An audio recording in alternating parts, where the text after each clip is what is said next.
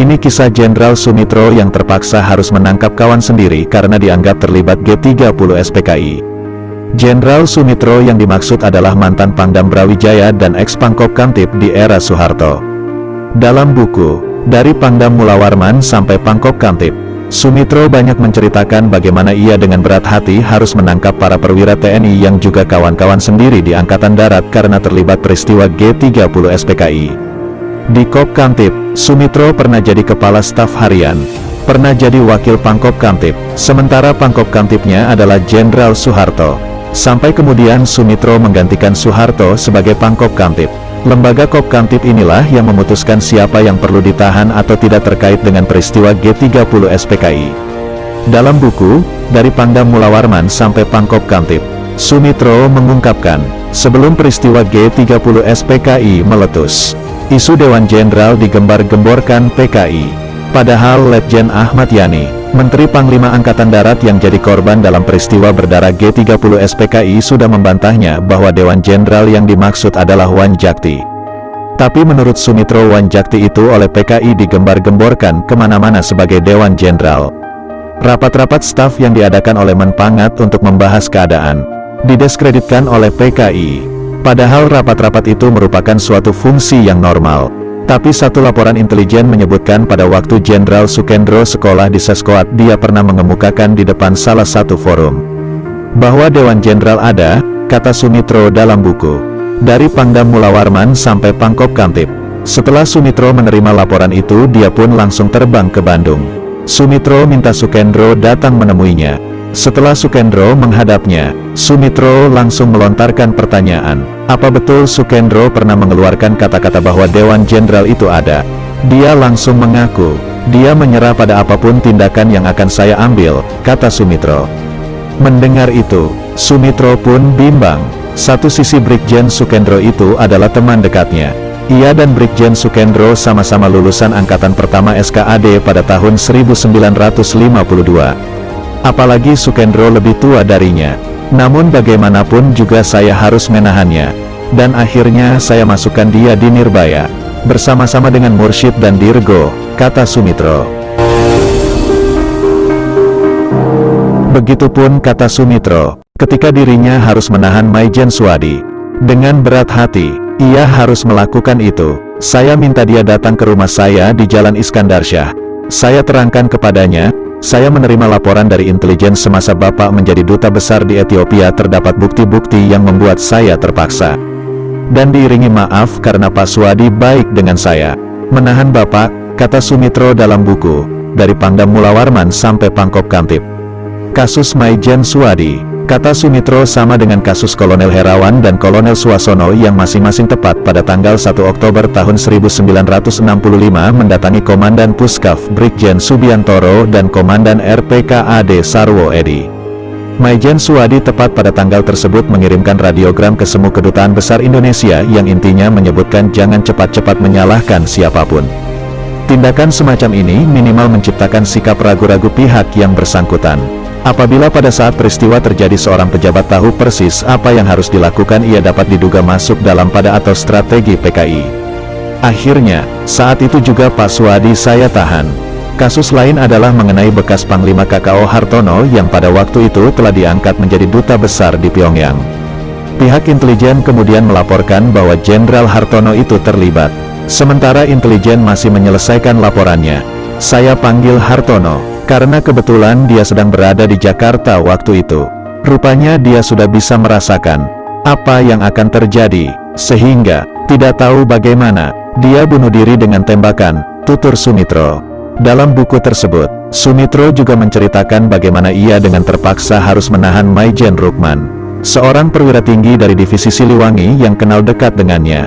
Sumitro bercerita, sekali waktu dirinya mendapat laporan, tapi waktu itu belum ada bukti-bukti hasil pemeriksaan. Laporan yang diterimanya menyatakan bahwa Maijen Rukman terlibat dalam PKI. Rukman saat itu berada di Sulawesi sebagai deputi wilayah dengan kepala stafnya Brigjen Sucipto dari Jawa Timur. Laporan mengenai keterlibatan Rukman itu saya sampaikan kepada Pak Harto setelah saya menerimanya. Waktu penyampaian laporan itu sikap Pak Harto terasa sangat sinis terhadap saya. Dan beliau berkata, kalau mengenai Rukman, Kan saya lebih mengenalnya daripada Mitro, kata Sumitro mengenang kembali peristiwa tersebut. Waktu Soeharto berkata seperti itu, Sumitro mengaku diam saja, tapi kemudian Sumitro ingat, bahwa Maijen Rukman itu pernah ikut dengan Soeharto waktu operasi Trikora. Pak Harto, kata Sumitro sangat percaya kepada Maijen Rukman. Oleh karena, ketika Soeharto berkata seperti itu, dia tidak berkata apa-apa lagi. Saya langsung kembali dan mengumpulkan intelijen dan memperingatkan mereka untuk jangan sekali-kali lagi memaksa saya melaporkan keterlibatan seseorang kepada Pak Harto tanpa dilengkapi dengan bukti-bukti nyata dan jelas. Jangan bikin saya sampai malu lagi, kata Sumitro dalam buku, dari Pangdam Mulawarman sampai Pangkop Kamtib. Tapi pada akhirnya lengkap juga laporan mengenai keterlibatan Maijen Rukman. Kata Sumitro, ada bukti bahwa Sumitro pernah bersama-sama dengan Syam menyumpah anggota PKI di Bandung dan dia juga telah memberikan pengakuan, dengan adanya bukti-bukti baru bahwa dia benar-benar PKI. Sumitro kembali kepada Pak Harto. Kepada beliau saya mengatakan, bahwa terpaksa saya kembali lagi mempersoalkan keterlibatan Maijen Rukman. Karena sekarang saya memperoleh dan membawa bukti-bukti baru bahwa dia adalah PKI bersama Syam tokoh PKI, kata Sumitro dalam buku biografinya. Waktu itu kata Sumitro, Pak Harto diam saja. Dan sama halnya dengan masalah Jenderal Pranoto. Soeharto menurut Sumitro tidak mau campur tangan dalam penyelesaian masalah yang menyangkut orang-orang yang ada hubungan langsung dengannya. Atau dengan orang-orang yang pernah menyakitinya. Rupanya marah serta bekas dendam tidak ada pada beliau. Semua penyelesaian diserahkannya begitu saja kepada saya. Saya bisa mengerti mengenai sikap Pak Harto mengenai masalah Rukman. Yang saya dengar dari Jenderal Abimanyu yang pernah menjadi atasannya, komandan dulu. Maijen Rukman itu orangnya baik sekali. Perangainya baik, pemberani, dekat dengan rakyat, dekat sekali dengan anak buahnya. Dia dicintai oleh anak buahnya. Hidupnya sederhana dan jujur. Tidak salah kalau Pak Harto dan Jenderal Abimanyu sayang kepadanya, tutur Sumitro. Dalam buku, dari Pangdam Mulawarman sampai Pangkop Kamtib, Sumitro juga menyinggung soal kasus Maijen Pranoto Rekso Samodra. Kata Sumitro, Jenderal Pranoto yang sempat diangkat Bung Karno sebagai pelaksana Menpangat, tapi ditolak oleh Angkatan Darat adalah kepala stafnya Pak Harto saat jadi Pangdam Diponegoro. Waktu Soeharto masuk sekolah kursus C yang menggantikannya adalah Pranoto, dengan kepala stafnya Sarjono dan komandan CPM-nya Kolonel Sunarjo atau biasa dipanggil Kakek. Saya tahu, setelah itu Pranoto bersama Kolonel Kakek merusak nama baik Pak Harto habis-habisan.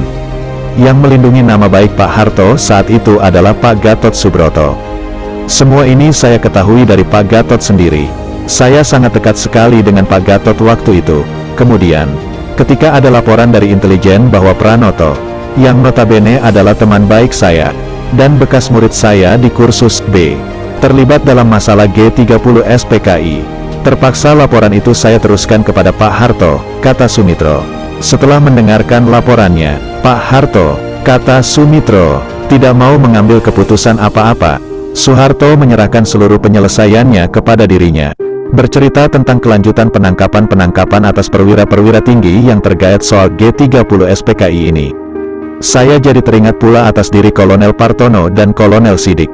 Kolonel Partono waktu itu sudah ada di New York sebagai konsul jenderal. Berdasarkan laporan intelijen maka kami panggil dia. Dan benar, ia PKI. Begitu juga halnya dengan Kolonel Sidik. Saya dengar, kemudian, bahwa mereka semuanya dekat dengan Cipto. Dikarenakan tugas pula lah saya melaksanakan semua ini.